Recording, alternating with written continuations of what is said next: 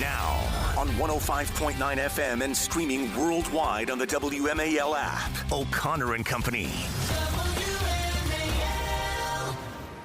It's 8:07. Coming up in 30 minutes, Molly Hemingway of The Federalist to unpack what we learned yesterday in the declassification of so many documents related to the Obama administration's, deception with regard to the intelligence community assessment on Russian collusion, so-called. That's coming up. It's Larry O'Connor with Patrice Onwuka. Good morning, Patrice.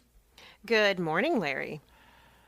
Joining us right now is KT McFarland, former Deputy National Security Advisor, President Trump, author of the book Revolution. And KT, thanks for joining us. I really appreciate it, especially today.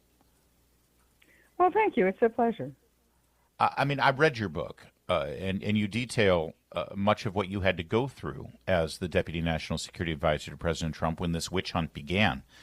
And I'd love your personal reflections. People's lives were ruined because of this lie. Yeah.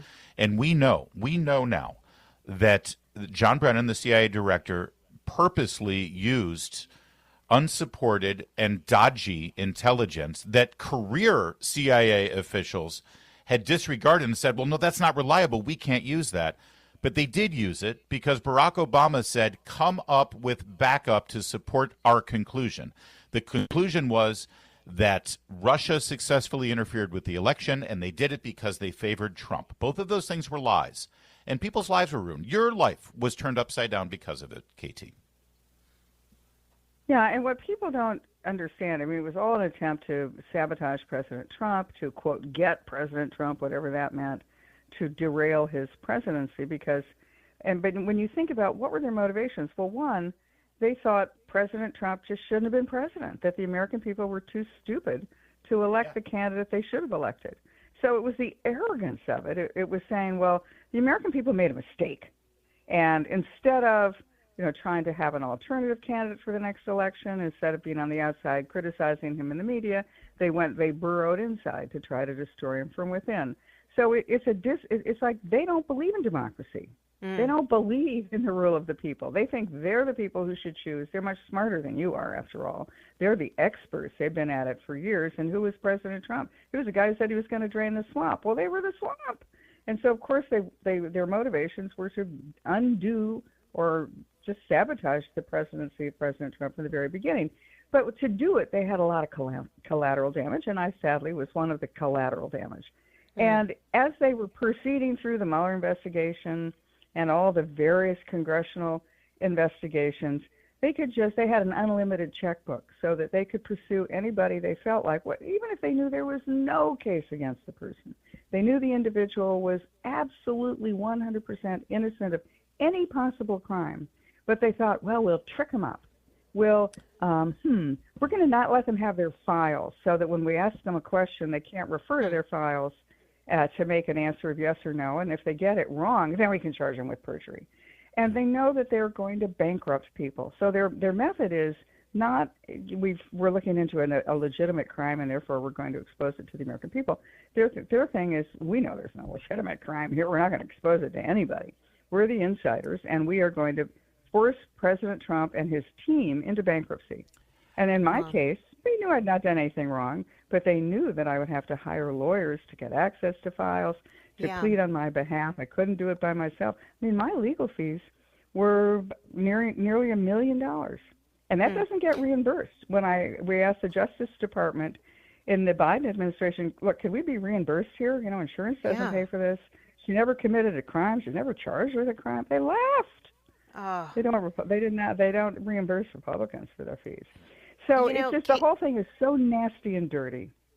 Yeah. KT, nasty and dirty. It's not surprising that would be, you describe the former FBI director and the former CIA director that way. But this goes up to President Obama. And I think up until now, a lot of people have thought that he was, I don't know if this was going on behind his back or something.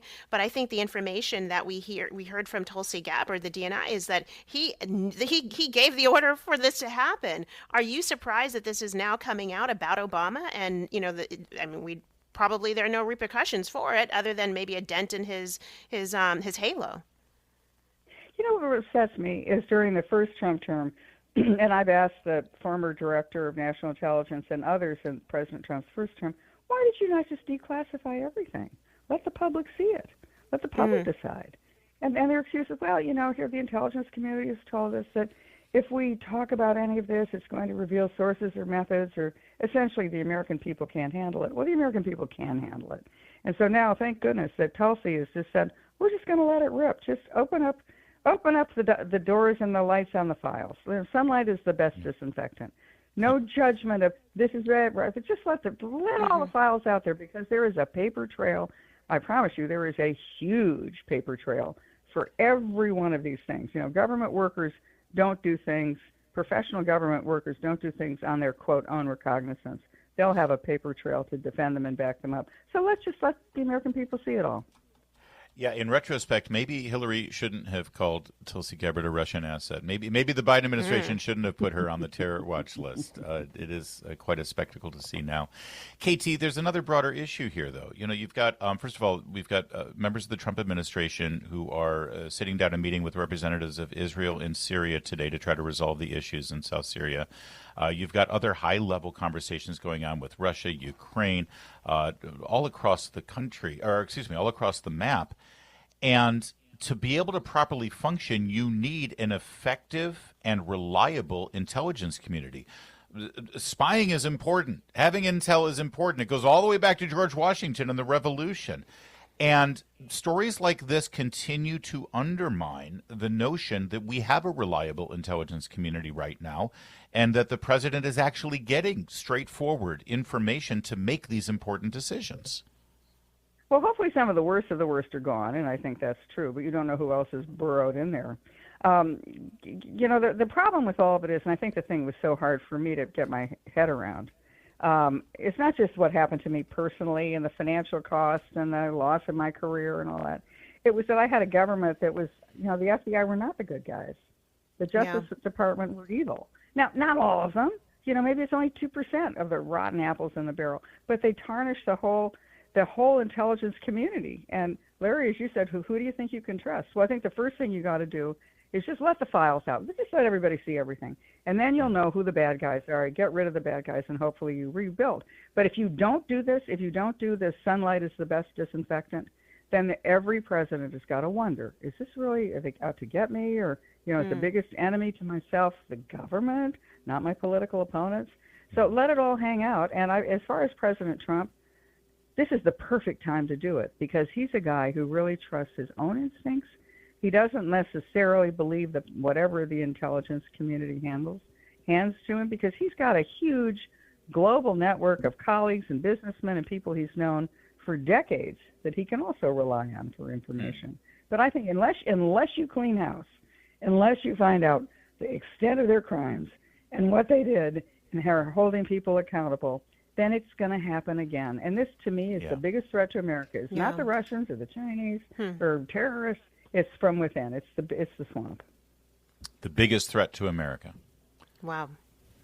KT, always good to talk to you. We appreciate it. Thank you, KT. Thank you. Hang in there. Thank you. It is 8:15.